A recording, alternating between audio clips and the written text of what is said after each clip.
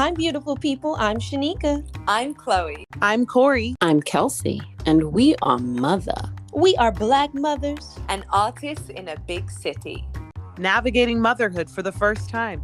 Through a pandemic. Sharing our personal experiences, the sweet moments with the kiss, mwah, and all the shit they don't tell you. Motherhood. Raw. Undressed. And unapologetic. This journey can be a mother. Shut your mouth. This is Mother. All right. Hello, everybody. Welcome to yet another episode of Mother. We are so excited to always be with you all listening and watching all the things. And I just want to personally thank you for tuning in each and every week with us and for all of your comments and your love that you have been giving us throughout our time with the podcast. And I want to remind you to like and share and subscribe if you haven't already. I want to do that at the top of the show so you can go ahead and hit that boop, boop button. Okay. And don't forget to comment. We love when you comment and you interact with us. We love our mother lover fans. But today's episode is going to be about mental spiritual health, especially maternal health before the baby, postpartum mental spiritual health. We have a very, very special guest here with us today. This is Mother, Goddess, Earth, everything, all the things, Miss Hettie Barnhill. Hello, Hettie. Welcome, welcome, welcome. Thank you. Hello, queens. Beautiful mothers. Hettie is just extraordinary. First of all, she has just been Broadway extraordinaire. She just directed and choreographed a film, a love letter to Brian, Leslie, and Michelle. She is the founder of Creative Space Now and the owner of Movement and Characters. And to top all of that off, on top of being a mommy of a beautiful 2-year-old girl, she is currently the professor in residence at Skidmore College. I mean, how do you do it all? Like how? The same way you all are doing a podcast in your first year of being mothers. You all are making it work and making it look effortless. But we know it's work. But yeah, there's just no choice. We have to stay busy and we're giggers. So used to wearing a lot of hats. It felt like it was the natural course of things. So I just kept on following one foot in front of the other. Absolutely. While we have time, can you tell us a little bit more about a brief little intro to what Creative Space Now is, your film, give us a little bit of that before we get into the meat of the conversation? I would love to. Thank you for the platform. I'm so proud of you all because you're my heart, my spirit, and you're my movement. Yeah, so Movement and Characters is a school that I opened up in 2016. I just wanted to have some classes that looked like the classes I had when I was younger. My mother couldn't always afford things, but we had professional artists that came to East St. Louis and St. Louis and gave me a chance and gave me tuition-free opportunities. So I wanted to do that, always a goal of mine between stage and after and before to do that. So Movement and Characters is an industry level school that kind of rotates in the tri-borough and tri-state New York area. And since we're here in Albany now, this is where I'm doing most of the concentration to bring those professional classes to students who look like me, tuition free. And we do acting, theater, improv, and dance, many dance styles there.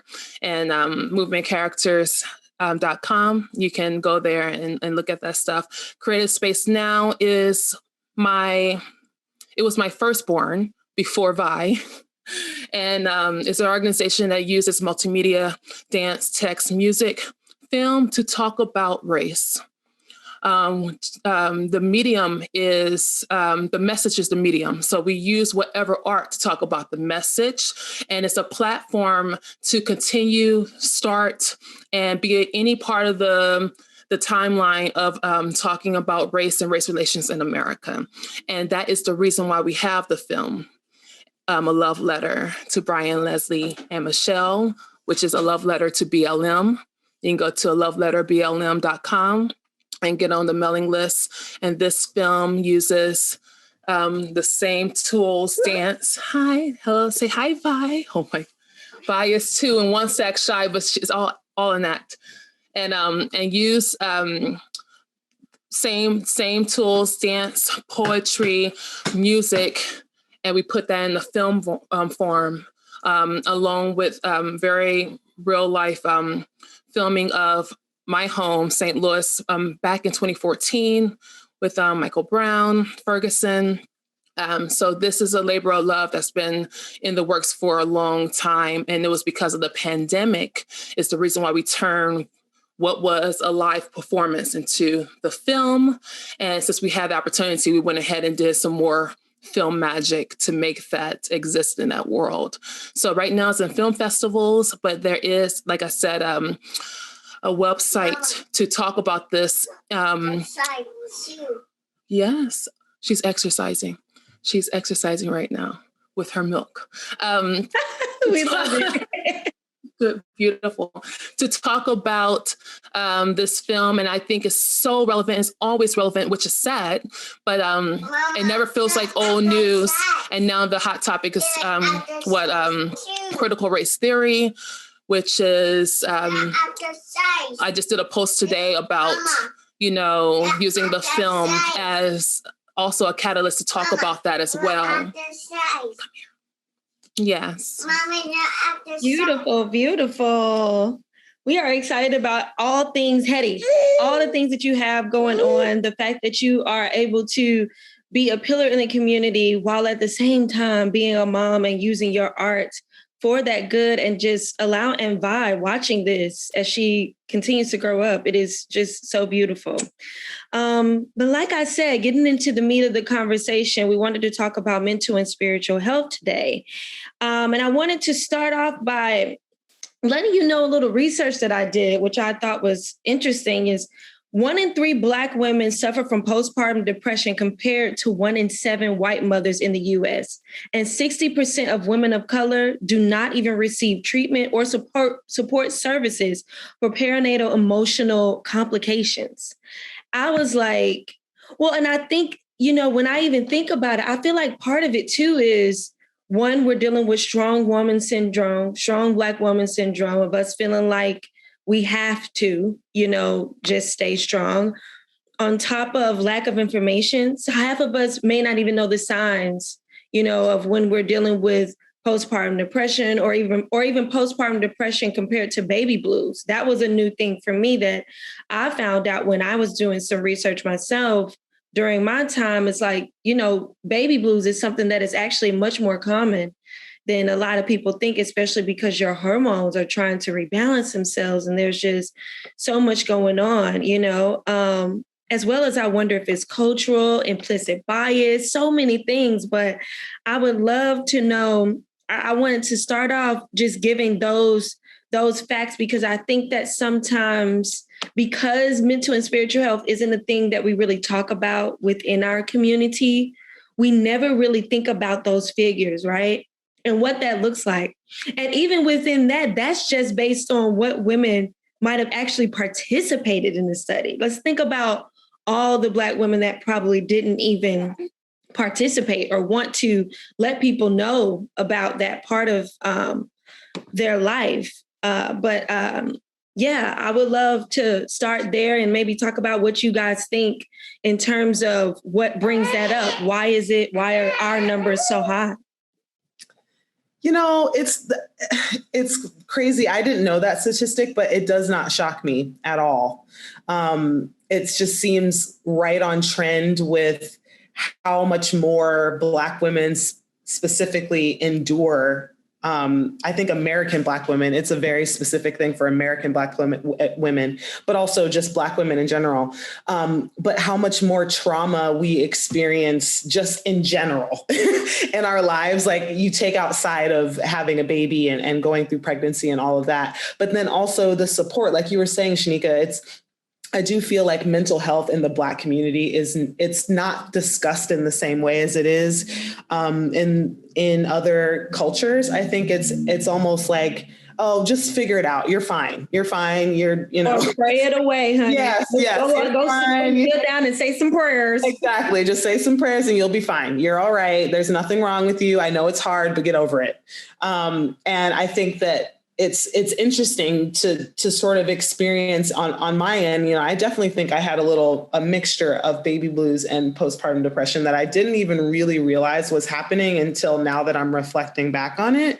And I think I'm still a little bit in a fog of that, but it's hearing those things. It's just so interesting how desensitized I think I have become to extreme statistics regarding Black women, because I feel that it's just, we have become we just bear a lot of weight in this country. We bear all the weight, I feel. And so to hear just yet another thing was not super surprising to me. I agree. I went through a traumatic experience. The birthing experience was traumatic for me. I want to preface this by saying that I joined a group this year during the pandemic, a group of mothers, and they were a group of mothers that was specifically talking about VBACs, okay, vaginal births after C-sections. Because somewhere in my head, I'm like, okay, I want another one? Because I'm in that world right now, okay? I don't know how I got here in that world, but talking to them, now you got to remember, Vi is 2 years old since March, and this pandemic that happened from 2020 to 21, I finally found a group that I went through a process through that towards the middle to the end of our sessions, I was able to talk about my birthing experience without crying, which means every single time I talked about my birthing experience before that aha moment, I cried a lot. And so I do believe that was healing. And I want to say, sometimes the ones who have intersecting identities, the ones who have so many goals and want to take on the world, and knowing that motherhood was something that added to the many things that they want to do to feel like they're having a full life, we're also can be a little impatient. And there is no time frame on healing. It's consistent. And I think especially for Black women who, it can feel like a burden wanting to take on self-care, because sometimes self-care has to dismantle all the walls that you have in the first place. And the fear is the unknown. The fear is, okay, when we dismantle this, well, I'll be able to pick myself off the floor because I got to be in this hill tomorrow, kicking my face and smiling, you know what I mean? Or I got to be presenting. And I think to talk about the fear of the unknown, that void of what comes next, is important. I think for us who have children are a little bit able to start that process, because we also have the fear of the unknown, while we're having this, beautiful child in our tummies, not knowing really what to expect. We have the baby, we get pregnant in the same year. And I always think that is amazing. You know what I mean? Like I didn't realize that. I'm like, okay, I only get a full 12 months before this alien comes out of me.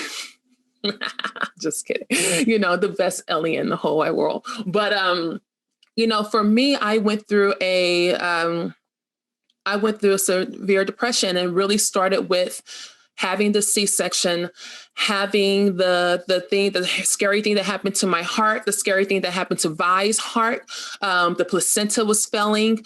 And there was a moment that all these people rushed in and my life was in their hands. And I looked at my husband and his eyes showed me that he was fearful. And then I didn't remember anything. And it's just all of a sudden, the world seemed that small and I was terrified. Now let's talk about having the C-section and finally not being able to use my body the way I thought. I never thought I would be not being able to use my body the way I was flat on my stomach. I bled out in 8 weeks. not bled out, but bled enough that I had to go back to the hospital. They found, they still had stuff inside of me. They didn't get all the placenta out. I do feel like my whole process was rushed, and that was with a women's group of OBs and midwives. I wish I had a doula, but I know that if I was home and that happened to me, I don't know if I would have been here today. So I think what's really the thing I had to be okay with was I wanted answers and I couldn't get answers. And so when you don't have answers, you don't know what rhyme or reason was happening. It's because it's not enough research. It's not enough research. That is just happening now with all the statistics on the maternal rates of death for Black women. And so, you know, there's a little bit of faith happening here. And like I said, it took a group of women talking about the process of maybe getting back pregnant that I start finding some healing along with the therapist. This was the year that I did that work, and the pandemic helped me to do that work because it made me stay inside because we are busy. And sometimes we have to it starts with some stillness. Absolutely. And it was so interesting, you know, when Hettie and I had our conversation prior to this, one of the themes that we wanted to talk about is finding that balance. She said something real that really got to me through our personal conversation. She said, American women, especially Black women, don't get a chance to discover or take in the fullness of the experience. And I kind of wanted to touch on that because I feel like all of us are in a place now where, you know, the babies are growing older and, you know, we really are trying to find that balance for ourselves. So I wanted to touch on that and maybe even have Hettie, if you want to further explain what it is that you meant by that quote, American women, especially Black women, don't get a chance to discover or take in the fullness of the experience. And even Chloe, I would love to hear your perspective coming from the UK perspective, because I know that the UK is on that exact same journey of just understanding Black, you know, maternal health as well. So Hettie and then Chloe, if you guys wouldn't mind sharing. So what I mean is, because we have the knowledge of what is happening, we might not fully understand it, but we know living as a person of color, living as a female, living as a Black person, African-American person, someone of the African diaspora, the darker your skin, the more they identify you and choose to treat you differently from it. So, you know, just the knowledge of that and our history sometimes don't give us the ability to be aloof. You know, we don't have the ability to just kind of float through life and take on, you know, whatever we take on first. Yeah, and there is a lightness that can happen when you are ignorant. There's a lightness that can happen when you don't have the ability to understand what people go through that was meant to be oppressed. Okay. And that's regardless if we have a lot of money and we have a lot of privilege, there is something that's innate inside of us, even if we realize it or not, that holds us sometimes for being able to experience some of the beauty that life can give us. And that's what I meant about the fullness. I'm not just thinking about, you know, how my child will turn out, or the schools. You know, I'm thinking about will I make it through pregnancy? Will I make it through that room? You know, will I be alive on the other side of it? And no matter how much I try to be alive, will they take care of me while I am in their care and give me the same care that they would give someone more privileged? Right. As well. That is it's a privilege to be able to choose to look the other way or just not look the other way because it's not in your face. It's not something that you feel all the time. And so that's what I meant. Or even going further and go, okay, what is my child going to experience, growing up in this world that sometimes we see the hate vividly. And so that's why I mean, not being able, there can be heaviness on us that doesn't allow us to fully experience the joy of having this beautiful being inside of us and coming on the other side. And that's what I meant. Beautiful. Chloe? Yeah, it's actually really funny what you guys were saying about specifically American, because it's so similar in the UK as well. And again, it's that thing of I was very ignorant to it all until statistics have been coming out more recently, and realizing it's exactly the same trajectory in the UK as well. And something one of my friends in London actually just told me today, she sent me a link to something, and I couldn't believe this. I was actually in shock that there's reasons. I can't remember what the name of the body is that's come up with these regulations, but it's reasons why you would get induced. And there's different pointers. One's like 39 weeks. There's complications in pregnancy. Do you know what one of the points are? Being black. I am not kidding you. I could not believe it. That in 2021, you gotta be kidding me. That was one of the pointers. And the kind of reasoning for it was that because complications that can occur within Black women can lead to more death, etc. They're saying that is the reason for having inductions, rather than the actual point is that these women are not getting they're not looking at the other side, whereas maybe they're not getting the care they need after, or they're not getting the same attention, or they're not. So that was a massive eye-opener to me today. And it's so crazy that we're having this conversation today. Because I was just, and she just couldn't, she couldn't believe it either. She was in shock. That's the frustrating part, because you're right. It is saying because you, as a Black person, you might incur this. It's the this that's not research. Exactly. That's what we need the answers for.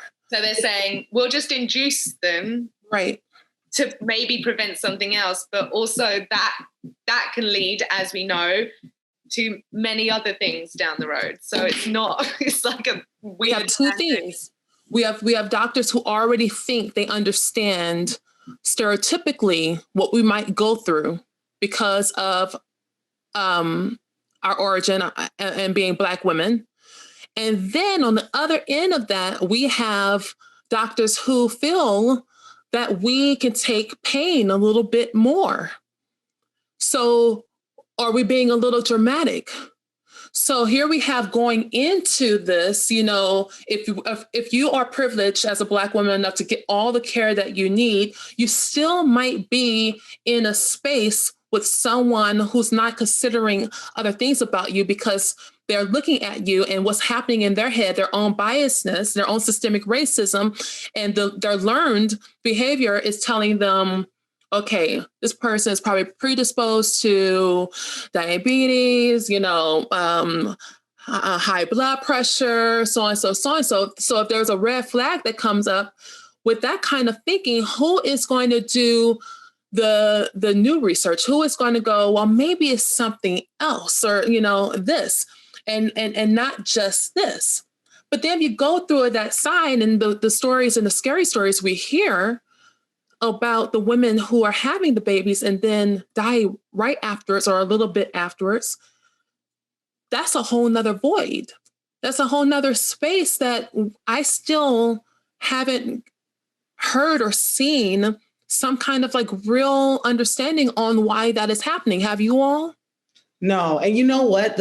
What you're talking about, Hettie, is just, it's blowing my mind because I think about this a lot because like, yes, as Black people and then Black women as a separate entity, we are predisposed to very specific things like high blood pressure, gestational diabetes, all those things. But you have to look at the why, right? Like look at the neighborhoods that a lot of Black people are growing up in, food deserts where they don't have access to healthy food. Like these are all things that are connected to the maternal death rate. And if you're just looking at like, okay, these people are dying and they all happen to be pregnant, and you're just stopping there and you're not going to the other end of it where it's all these other things that are also rooted in systemic racism that are causing us to be more predisposed to these conditions, which then cause us to have pregnancy complications, you're missing the whole thing. And like, even just sort of to tie this back into Hettie, what you were talking about in terms of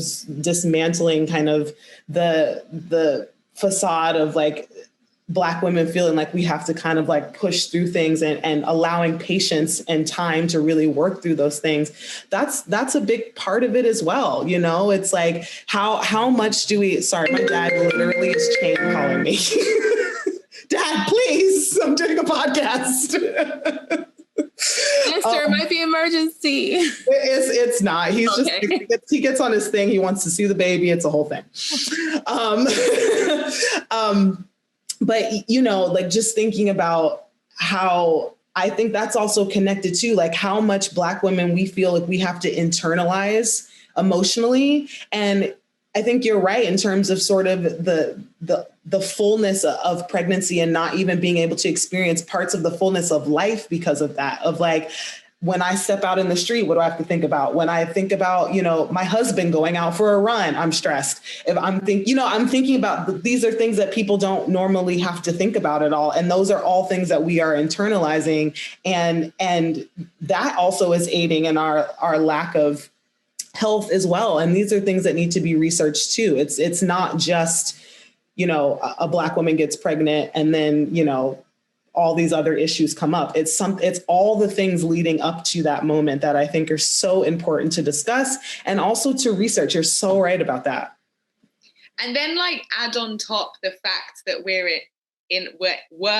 still in a pandemic, put that on top. So for me, I think, in terms of talking about mental health, it was all of that. And then I didn't have my support system like at all. It was gone, so that was like a whole nother level of I'm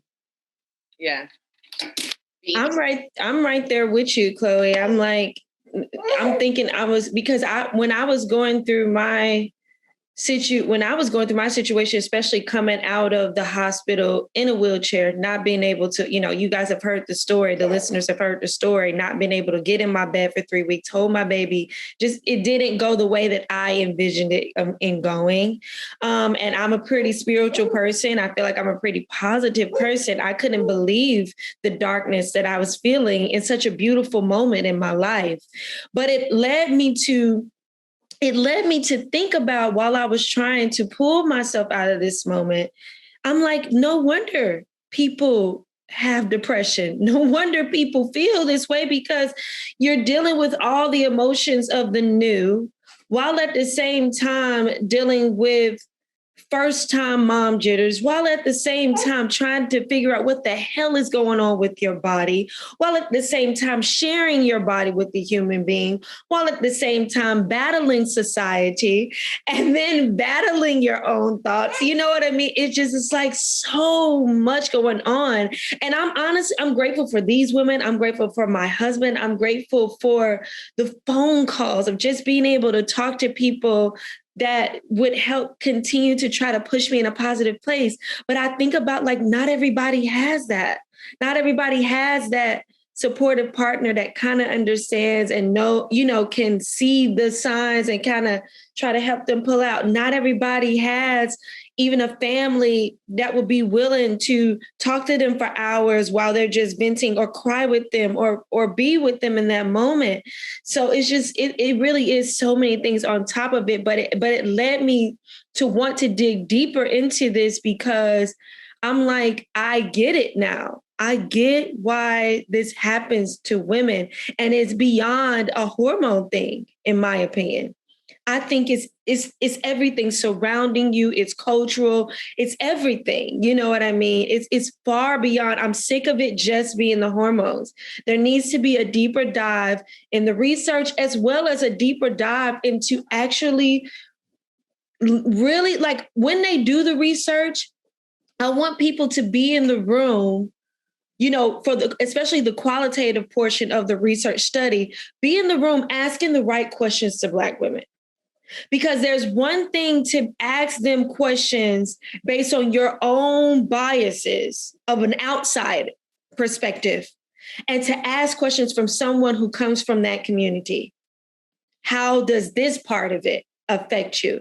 You know what I mean? And that's why even when I was doing the research just for the podcast, I kept wondering, like, what was the race, ethnicity, background of the people who were conducting the studies as well, because I think that is an important part of it too, of who is conducting the studies. Because even when you're reading, you know, a study, there still has to be some level of whatever they wanted to test. There still has to be some level of bias in what you want to test as well, how you want it to be tested. You know what I mean? Like, there has to be a level of trust between the person that is conducting the study and the people that you're asking the questions to. And if I, as a Black woman, am coming into a study and I'm being asked questions by a white male, I'm not as likely to be open and really give you the information that you're looking for that I would be as talking to another Black woman who may also be a mother, that could make me feel a lot more comfortable. Absolutely. It goes with. And it's the questions they ask too. You know, are they asking questions that will lead you? You know, it's that thing of leading a question or not. And are they doing questions that will lead you one way, or is it a question that will cut you off with a yes or no? I remember, you know, having like my first real conversation about thinking about having another child when I moved here, and I was, you know, looking at certain doctors, and this one was a white female, and there was a lightness to her that made me angry. And that's because she said to me just like this, she was like, "You'll be fine." And I said, "You don't know that. And the fact that you so easily say that, are you not privy to what's happening? I am. Where is that in your head to tell your Black patient in our first meeting to, no. I don't need that. I don't need that going into our thing. I think for me, I would love, which is why I did the research for a community of color doulas. That's what I wanted. That's what I missed the first time.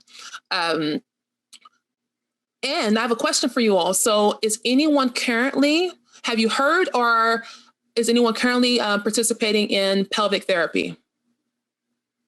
It's everything. Mamas, if you're listening, get that. Invest in that. Did I tell both of you to do it? Yes. Yeah. So I actually got told by my physical therapist from a show I was in. We were speaking, and she's the one that got me onto it. And I wish I'd started sooner, because I didn't start till about 4 months postpartum. I started this year at and then 2. My health insurance ran out, so I only got it for 2 months before I maybe could have got it, but you know, then it was like a harder thing with the different health insurance. But it was amazing, and so I was like, Corey, Shanika, everyone I know that's pregnant or having a baby or has a baby, yeah. And exactly, you can get it. It doesn't matter how late you are to the game. It's so worth it. It's so helpful. It is so helpful. But that's part of it. That's part of the making time now afterwards, of thinking that this is still part of it. This is still part of the journey that you must do. And why here in America is hardly practiced. Women don't hardly know about it. I found out about it this year. And it's been making a lot of difference. I also don't think people back home know about it. Or so my sister-in-law is in Canada, and I told her about getting it as well. And Really? I think it's just not known. I don't know about other countries, but that's already 3 countries in the developed, in quotation world. And like, because there's nothing to help women. We like have babies and then we're just meant to be strong women and like go forth and we make it work. Mm-hmm. But like, there's support out there, but you just got to know how to get it. Mm-hmm. And like, exactly, like mind, body, pelvic floor. And there's also so much stress that we hold in our pelvic floor. Yes. In our pelvic floor. And especially us dancers. Yep. I didn't even realize I was doing I've been going to pelvic floor therapy. I think I started around like 7 weeks postpartum or maybe 8 weeks. And I've been going consistently. And I didn't even realize that the first time I went to her, she was like, were you doing Kegels? Because that's basically what everyone says, like, do Kegels while you're pregnant and then, you'll be fine. That was actually the exact opposite of what I needed to be doing. And that's part of the reason why I ended up having a tear, was because I was so tight already. As a dancer, I'm tight in my pelvic floor because of the way that we hold ourselves. And then I was doing more to exacerbate that. And I didn't even realize it. And again, this is like knowledge that everybody's sort of saying, the Instagram accounts and stuff of like following moms and like, this is what you should do to like whatever, but there's no actual research to help you to know that doesn't work for everybody. And like, yes, for dancers, we're not like, just sitting around. When you are someone that's physical and you do things with your body a lot, that's for like the average woman, right, doesn't understand their pelvic floor, but we've used our pelvic floor the majority of our life dancing. So yeah, that obviously doesn't work for a lot of like sports people or, Yeah, it was the opposite of what we should have been doing. And it's not in our everyday. And I'm talking about when the social media gets off. That's where we really need to know, when in our checkups, in our first checkup after, that should have been the next couple of steps. So this is what you need to do now. You'll be healing this process. This is what you need. This is what it is. This is the many things that can happen from it. Like, that's point me in the right direction, That is so true, because on my 6-week postpartum checkup, they check and they're like, okay, great, you can go back to exercise. But there should be like mandated, do you need to see a therapist? Because you have to get a referral. Right. I mean, a therapist, a psychologist therapist, but also you have to get a referral for a physical therapist. So why don't they say, oh, I can give you a referral for a pelvic, then it's the seeds planted. Right. It should be just like certain things you have to do, just like you have to get tested for this and tested for that when you're pregnant and they check after. But there should also be, these are the steps you can take just to help women. Chloe, That's right. You said seeds planted. That's it. The seed that's planted, when we hear that, is okay. Well, at 6 weeks or 8 weeks, they said we're okay. We're supposed to be getting back. So why is everything not? Yes. That's what's happening mentally. Yes. And not even anything. And not even just physical. Why is my brain not back to, why am I not automatically happy? Mm-hmm. Why am I not automatically feeling whole again after 6 or 8 weeks? It is just like, it's ridiculous. It's ridiculous. And then I don't know what this new race to the clock medical facility situation mindset is, but even when you just always feel like when you're talking to them, it's a race to the clock. They got to get you in, get you out so they can get to the next, get you in, get you out. So even when they're like, I know at my doctor, even at his pediatrician, they have us fill out this thing to check you for depression. Mm-hmm. But I'm thinking to myself, how much are you really looking at? Because I don't even see you talk to me about it after I filled it out. What are you going to do? Call me on the phone once I've left the place? Yeah. With also, the babies? No one's really like, yes, I have depression. You know what I mean? Like, and so you're right. There needs to be a whole other way of how we're going about this. I think even before 6 weeks. Yes. And look, let me tell you, this is where I can stand in and tell you that from my birthing experience of having a midwife and a doula, that is where they step in and fill that gap. And I feel so fortunate that I was able to have that experience through having a home birth. And I think even if you don't have a home birth, if you're under midwifery care, there's a lot more space for that. My midwife came 2 days after I gave birth to my son. And I was underneath her care for the full 6 weeks until he was 6 weeks old. And I had access to her. My doula came and visited me multiple times throughout that 6 weeks as well. They were constantly, when they came, it felt like we were having a conversation. It wasn't like, oh, let me like check your stitches and like, you can go ahead and work out. And it felt like, how are you feeling? What's going on? Tell me a little bit about, you know, what you feel like you're struggling with.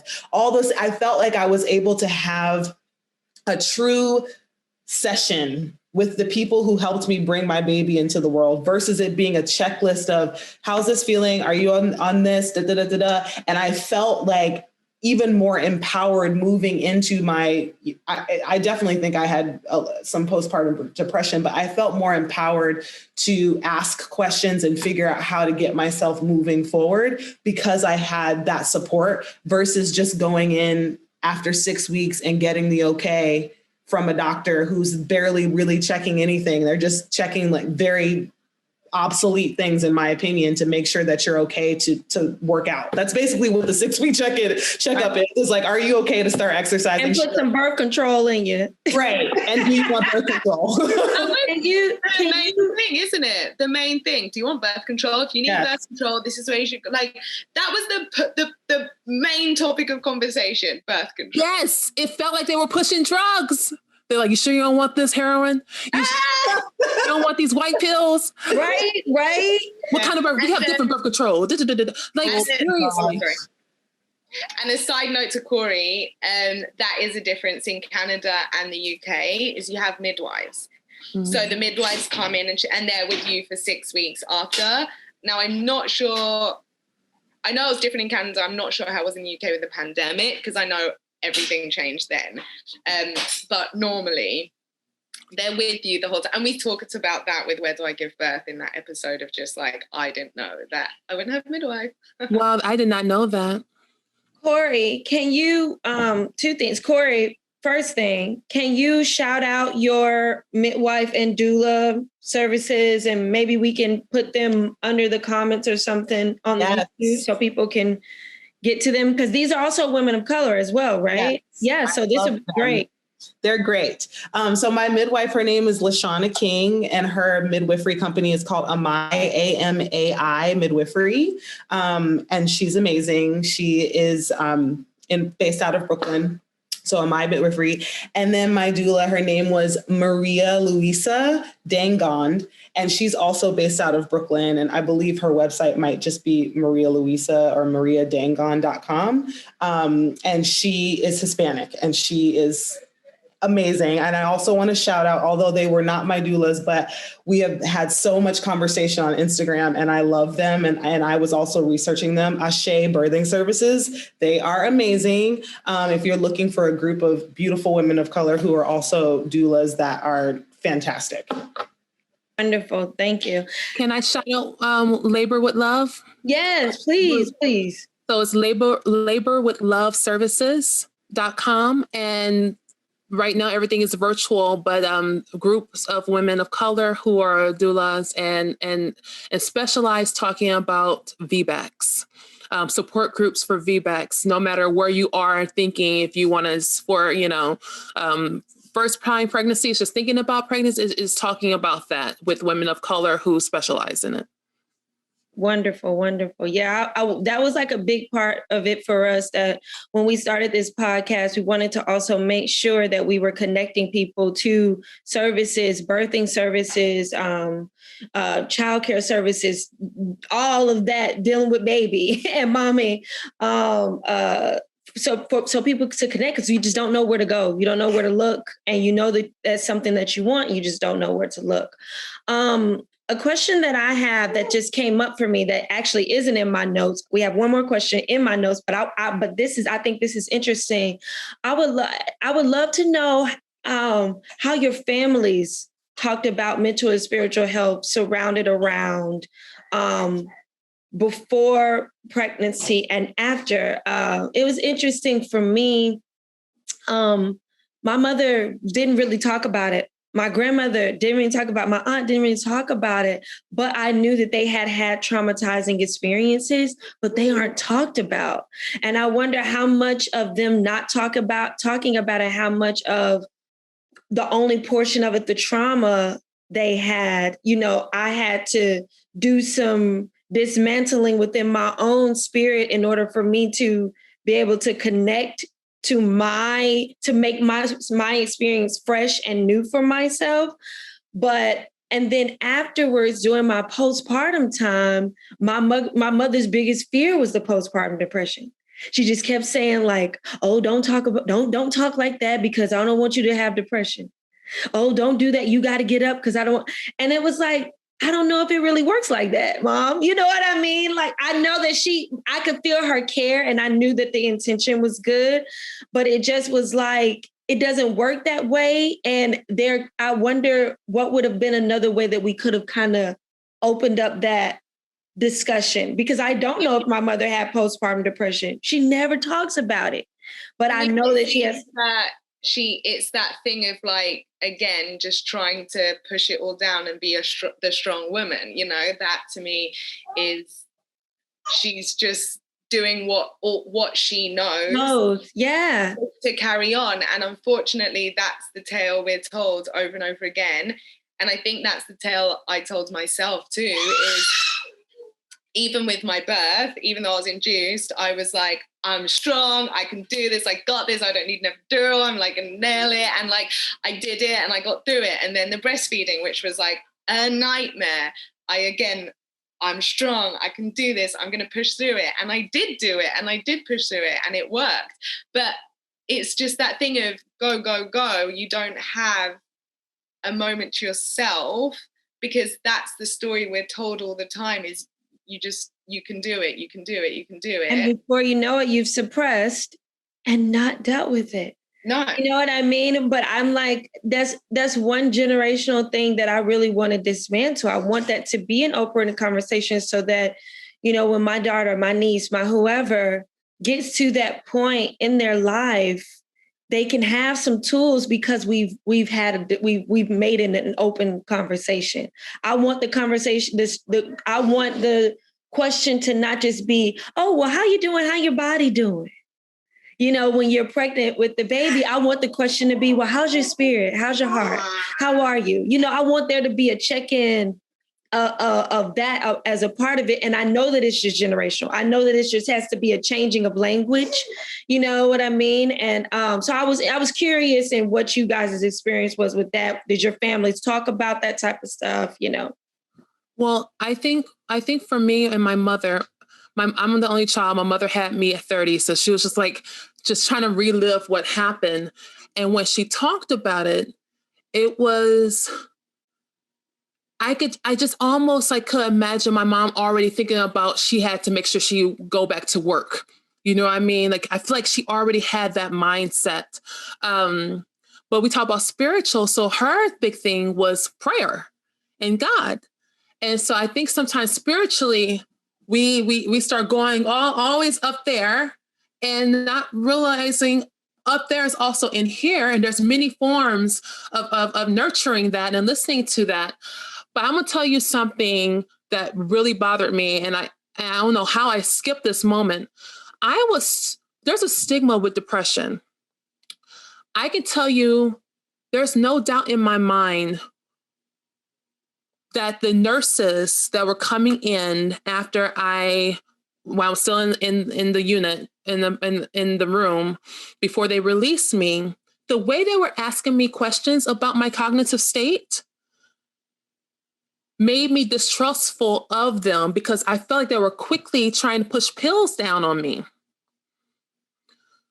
They even stopped Rob outside of the room and said, "How is she doing? She's kind of resistant to any talk about medication."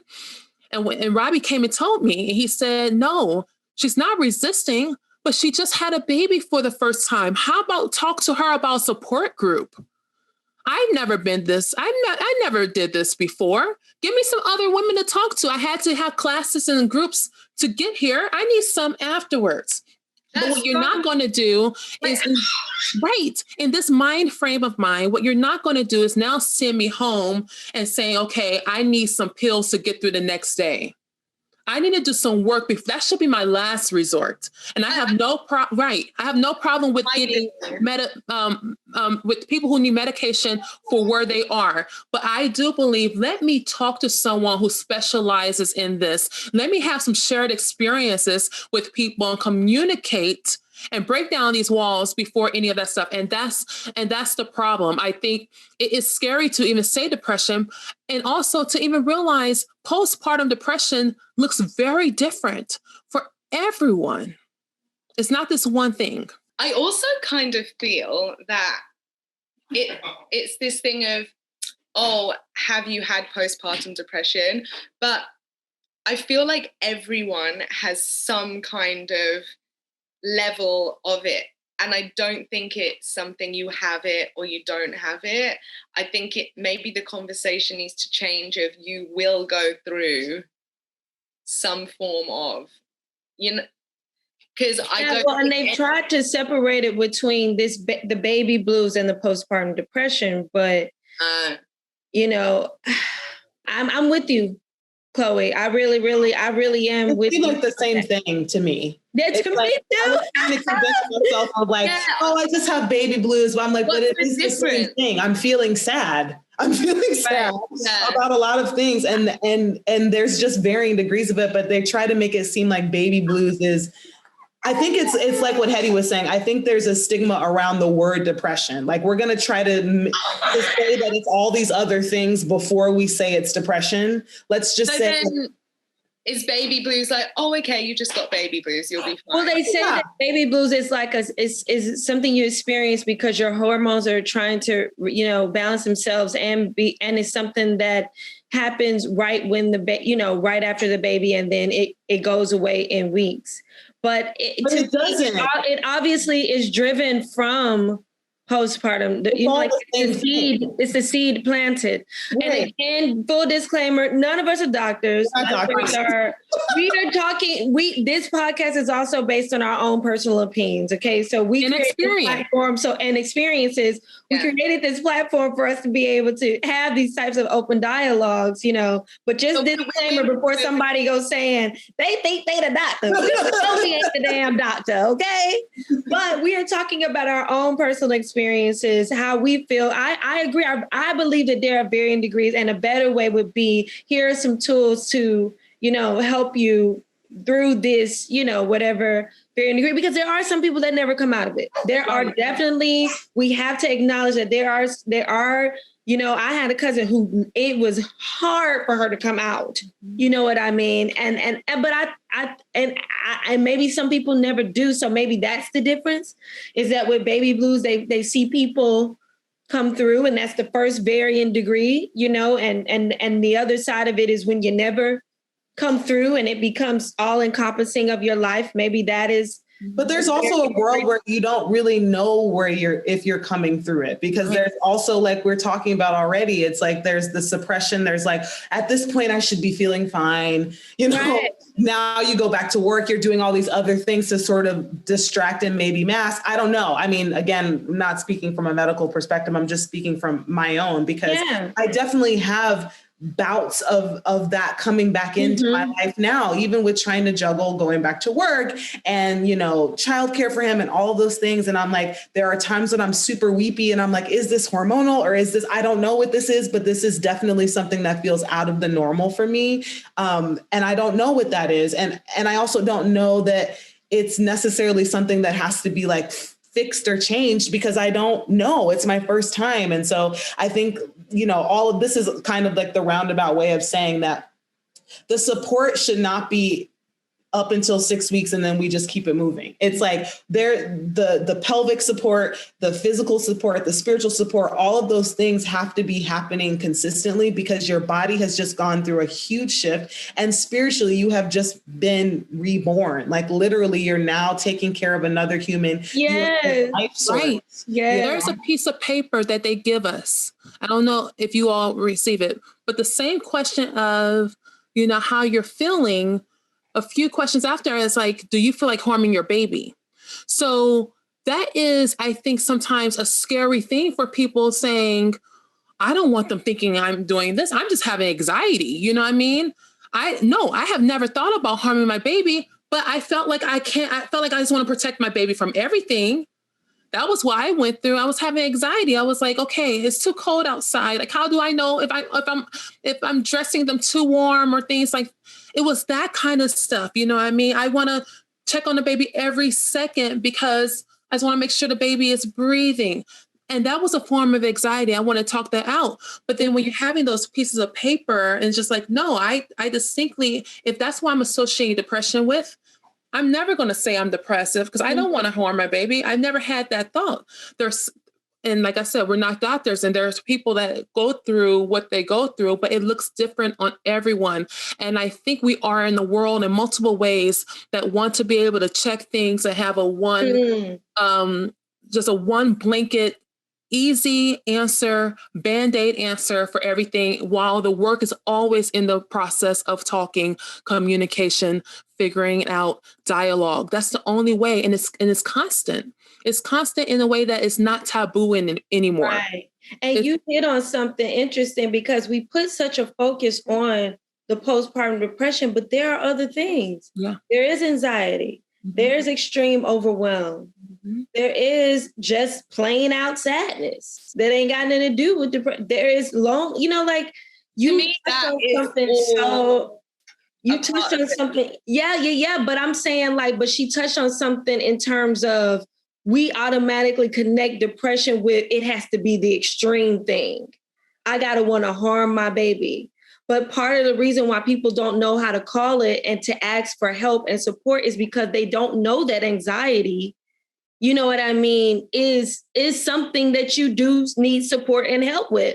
That overwhelm can still be something that you need support and help with. You touched on something that I didn't even think about, that we always go to the extreme thing, but there are some other things that aren't that extreme thing that still needs that type of support and help. But and that's why I think maternity leave is so important.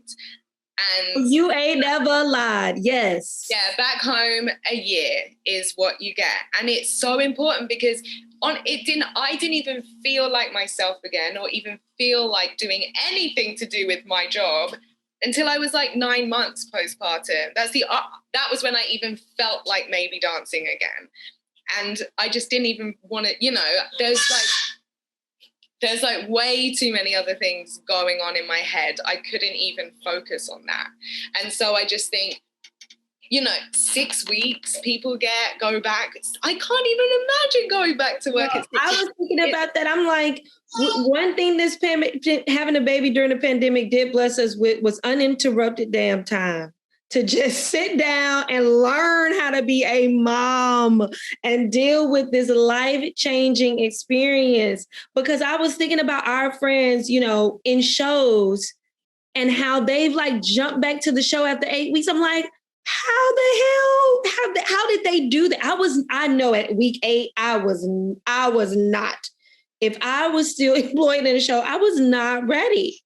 Mentally, spiritually, physically. We one thing the pandemic blessed us with was being able to just have uninterrupted time to just learn this thing, gather ourselves, you know what I mean? And get some type of something going on. I know we still try to figure it out, but You know what? That's also part of the mental health journey, I think, is that, being able to have the space and the time. I was actually talking to my friend about this the other day, of just thinking about so many moms that I know that have gone back into shows after having babies, and how much I can imagine they suppressed emotionally, because the question when you come back or the thought when you come back is oh girl, you look fierce, you're dancing fierce, you must be feeling great. And you feel okay, well, if everyone's saying that about me, I guess that is what I am.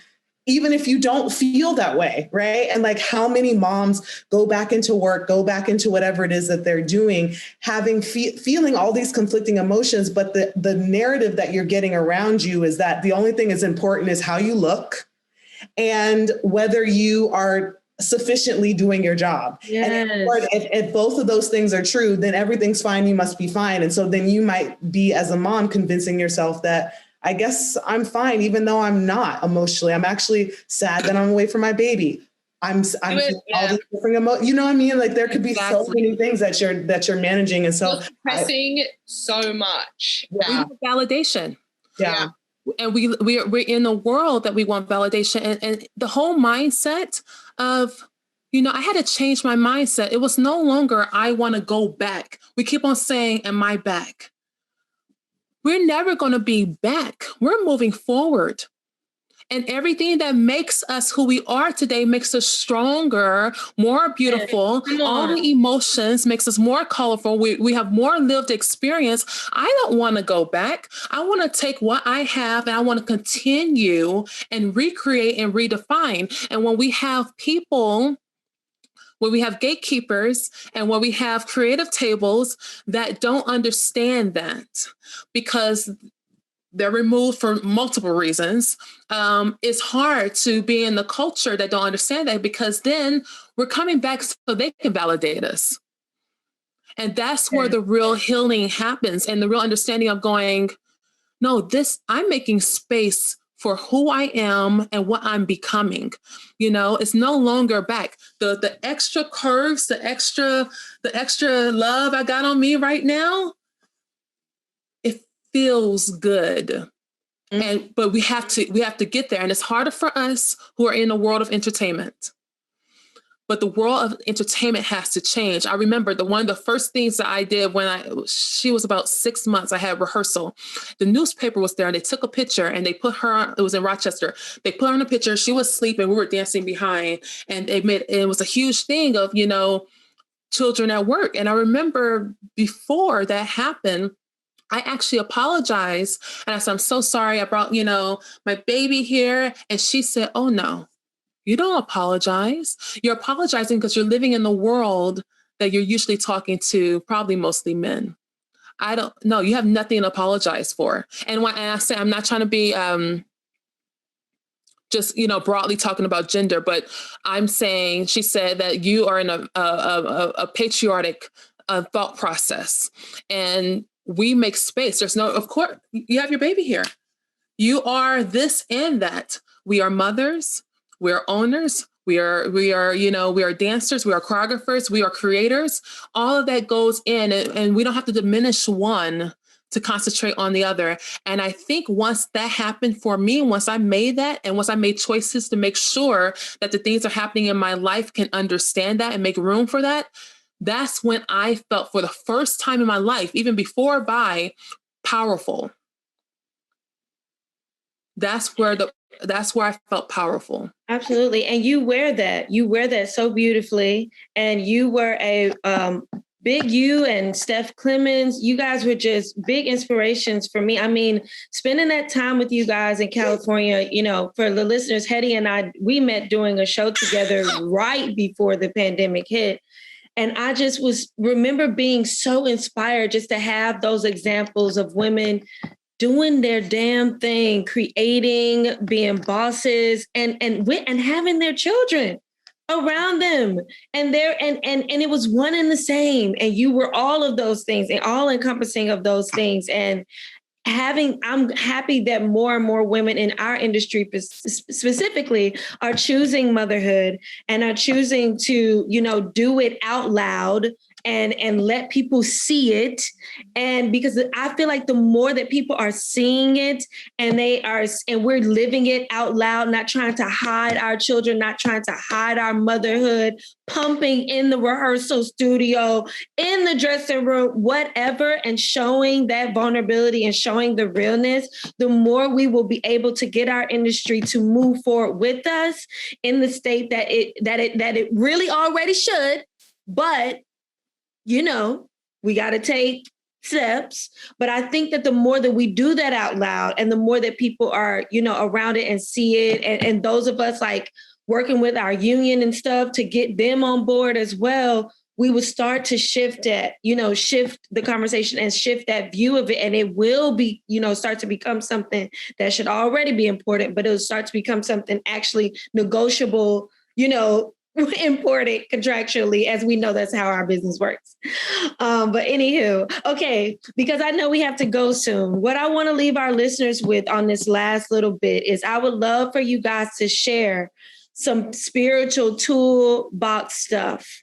You know, if there was a book, a mommy mantra, affirmation cards, whatever it is, I would love for you to go to share that. I got to grab my book. So if anybody wants to start, please go right ahead.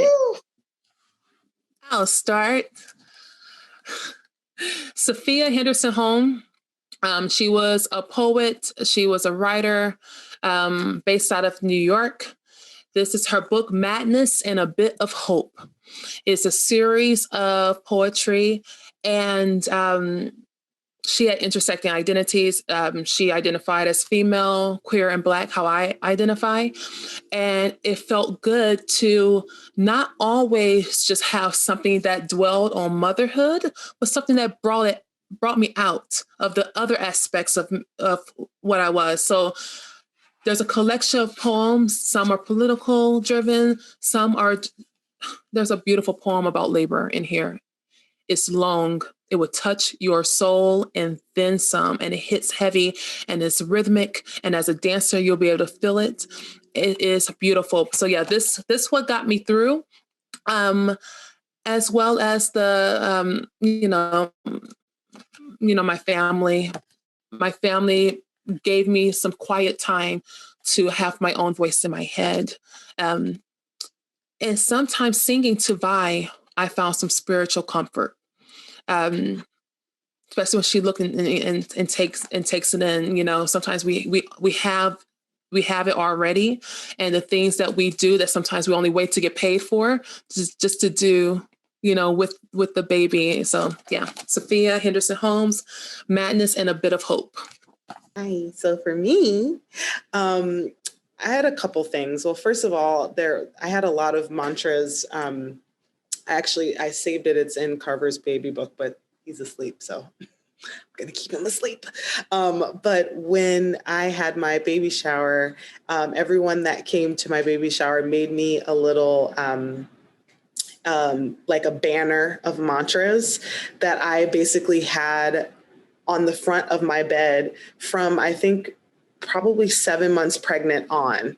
And they were all just different mantras that they had individually, that I could look at. And I was able to look at those in the months leading up to when I gave birth, and then also going into labor and giving birth to my son, having those mantras there was so helpful. I will say that the biggest thing for me that I felt really connected to is trusting my instincts. That was something that I was told by a multitude of moms leading up to giving birth, and even like making the decision to have a home birth. There were a lot of things that I felt like were really innate in me that I felt scared. I felt really nervous about how innate those decisions were, but that I just needed to trust those things. And it's something that I'm trying to constantly remind myself of, even in this section of motherhood, of like, now we're introducing solids and like me figuring out like allergies and all those things and how I want to do that, and just trying to just trust that I know what's best for my son,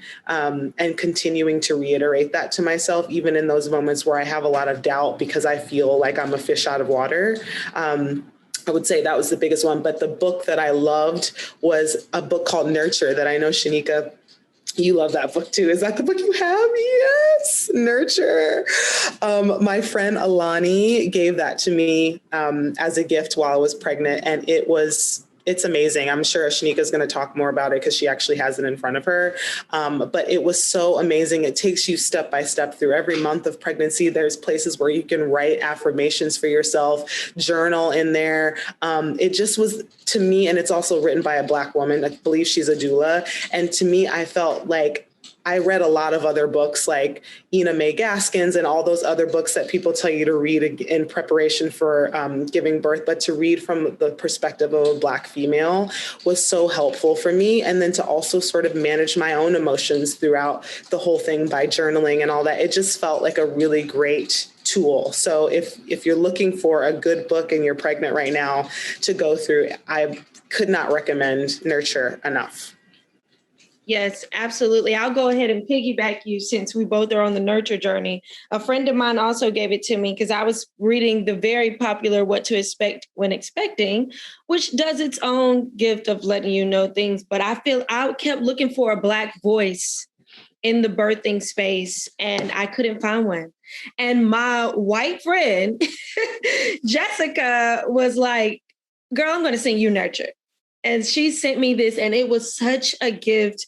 Like you said, it not only gives you the medical information, but it also gives you the spiritual tools while you're going through the pregnancy. And that was what was important to me. And that's by Erica Chidi Cohen. Those that are viewing it on YouTube, you can see here. Nurture, as well as I was big on journaling. I've always been someone who journaled a lot. And a friend of mine who owns Hey Baby Ultrasound Boutique in Atlanta, Jasmine Wild, she made this mantra for me. And it said, I surrender to the flow of my body. I trust in the wonderful works that God is doing in and through my body. I relax into this moment. I am well, my baby is well. And when I would have those moments, I just would need to just repeat that over and over again, especially when you're going through the beginnings with the morning sickness and everything. And when it's new, new feelings that you can't control, new thoughts that you can't control. Obviously, prayer and the Positive Birth Company had these little positive affirmation cards that you can buy from the Positive Birth Company. They're like pocket size. You can throw them in your purse or whatever, and you can put them up around your house. I use those a lot as well. And More Than Enough. I love Elaine Welteroth. Like, I am such a big fan of hers. I'm with you, Hettie. I was reading Nurture and this at the same time because I needed my thing outside of baby to read. And so that was like my personal spiritual toolkit. And last but not least, Chloe, closing it out. Hi. It's really a disappointment closing it out because I feel like I didn't use it. I didn't have any books. I guess I really need to do more work on the spiritual side of things because homegirl here. But I guess I'm just not like big in. I always try and do a bit of journaling and it never really works out, or I start and I am terrible. But I did love the Positive Birth Company. That was what got me through my pregnancy. And that really helped me a lot. So I will say the Positive Birth Company, it's a British company run by this woman who I like. That was amazing to me. And that's what helped me through. So. Yeah, helped me through too. Hypnobirthing. Woo woo. We are obsessed with it in this crew. But Hettie, thank you so much for bringing your wisdom to the space and for just making time for us, because clearly you are a busy woman, okay? Boss lady doing that thing, okay? So we hope you enjoyed your time with us today. Again, everybody, like, share, comment, subscribe on YouTube and on Spotify. And we are just so grateful, because if we didn't have you guys listening, we wouldn't have, a reason for the season. So thank you for listening, and we will catch you guys next week. Peace. To stay connected to all things Mother, follow us on Instagram at motherlove_. That's MUTHALOVE_. And while you're at it, don't forget to like, comment, and subscribe on our YouTube and podcast platform pages. Thanks for listening.